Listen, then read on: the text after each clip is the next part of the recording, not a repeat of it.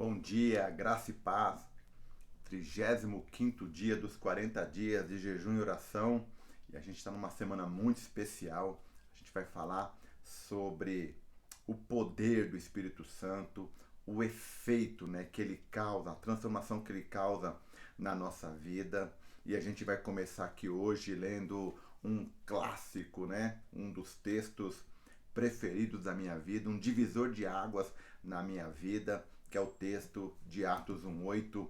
Mas vamos começar lendo aqui, trazendo um pouco primeiro aqui a promessa do cumprimento de Atos 1:8 na vida dos discípulos. Quando a gente olha lá para o texto de Atos capítulo 1, verso 2 em diante, a gente vê Lucas no seu segundo livro, fazendo aqui uma conexão com o primeiro livro seu, de Lucas, e falando justamente dos últimos acontecimentos da vida de Jesus, fazendo uma conexão com essas duas partes. E olha só o que ele registra aqui. Até o dia em que foi elevado aos céus, depois de ter dado instruções por meio do Espírito Santo aos apóstolos que havia escolhido. Depois do seu sofrimento, Jesus apresentou-se a eles e deu-lhes muitas provas indiscutíveis de que estava vivo, aparecendo-lhes por um período de 40 dias, falando-lhes acerca do reino de Deus. Então, foi um período de 40 dias que Jesus aparece ali para os seus discípulos, testemunhando a respeito da ressurreição. E olha só, certa ocasião, no verso 4 diz que enquanto comiam, deu-lhes esta ordem: não saiam de Jerusalém, mas esperem pela promessa de meu Pai, da qual lhes falei. Pois João batizou com água, mas dentro de poucos dias vocês serão batizados com o Espírito Santo. Então a gente vê aqui Jesus trazendo uma promessa à tona, dizendo que ele vai cumprir essa promessa dentro de poucos dias.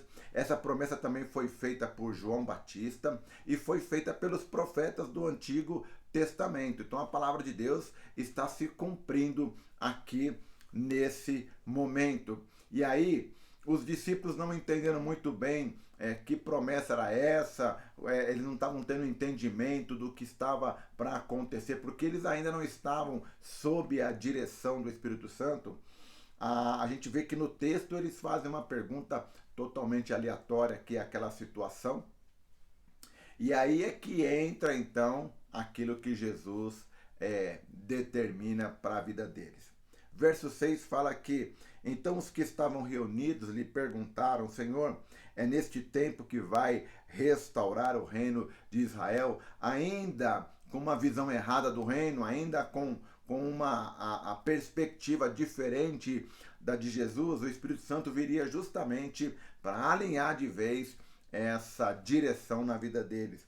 E aí o Senhor Jesus falou o seguinte para eles lá no verso 7: não lhes compete saber os tempos ou as datas que o Pai estabeleceu pela sua própria autoridade. E aí vem o clássico, um texto maravilhoso, onde a gente descobre a missão da igreja, o propósito da igreja, como a igreja deve acontecer, como ela deve existir.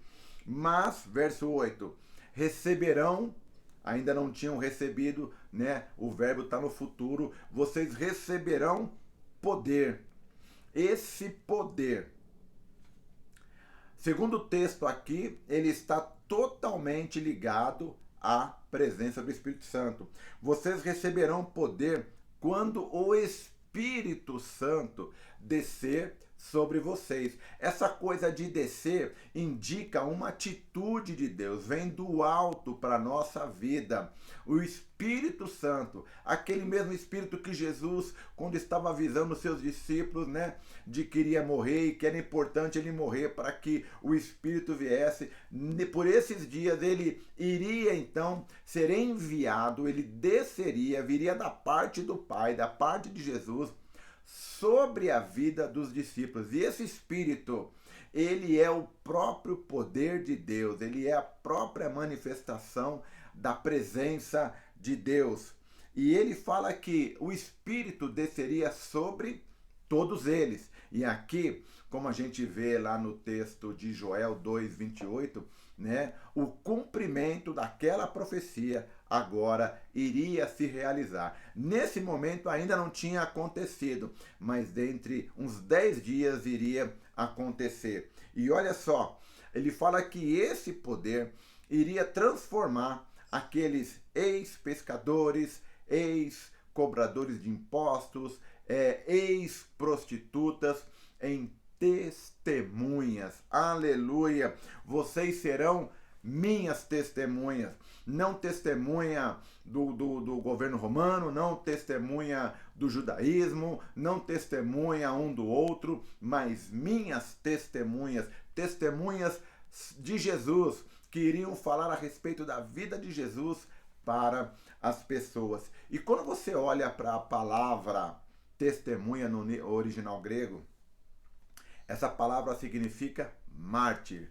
E é legal quando você entende o que é de verdade ser uma testemunha de Jesus.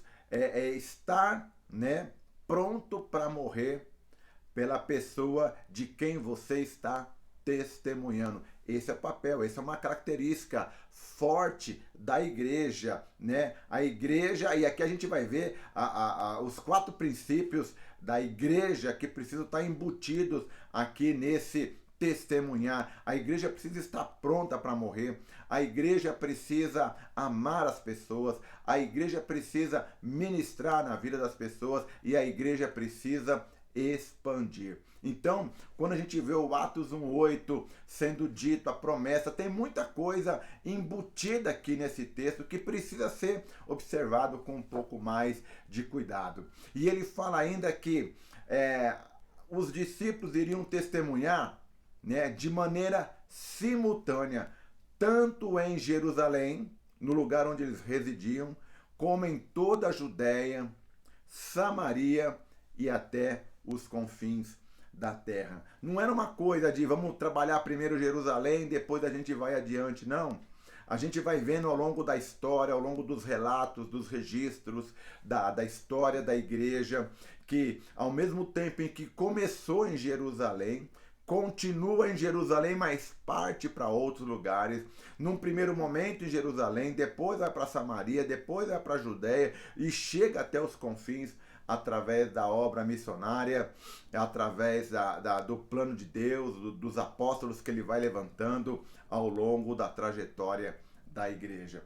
Hoje, esse texto na nossa vida tem uma importância muito grande. Aqui está descrita a missão da igreja.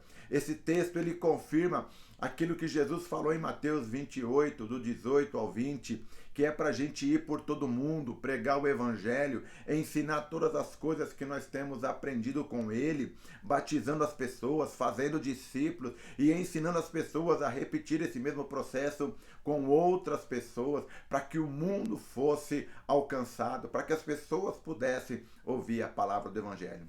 Sem o poder do Espírito, você não consegue viver isso. Sem o poder do Espírito, sem essa capacitação, você continua na mesmice, você continua na zona de conforto, você continua vivendo uma inércia, vivendo de uma maneira morna, nem quente, nem fria. Deus quer que a igreja seja despertada, mas ela precisa ter uma experiência com o Espírito Santo, precisa deixar o Espírito Santo dirigir a tua vida, precisa deixar esse poder te impulsionar, né? Te levar adiante, conhecer novas pessoas, novos relacionamentos. Chega de ficar dentro do seu mundinho, dentro da igreja. A igreja é o nosso quartel-general, é verdade, e é lá que nós vamos levar, é para lá que nós vamos levar aqueles que vão entregar sua vida para Jesus, para as nossas casas também, para os nossos grupos, começar discipulados, né? Batizar as pessoas. É isso que Deus quer de mim e de você. Mas para que isso aconteça, você precisa receber desse poder que vem do alto, na pessoa do Espírito Santo, essa dinamite, esse motor que vai te ajudar a vencer o medo, a vergonha, a timidez e todas as barreiras que você mesmo tem colocado, que a tua carne tem colocado, que o diabo, que o mundo tem colocado. Isso tudo será vencido no poder do Espírito Santo e você vai ser um um crente que vai dar muito fruto para a honra e glória do teu nome. Peça para o Senhor para que você seja cheio do Espírito. Peça para o Senhor esse poder do alto sobre a tua vida. Peça para que o Senhor te transforme numa testemunha viva e não somente num membro de igreja. Deus te abençoe.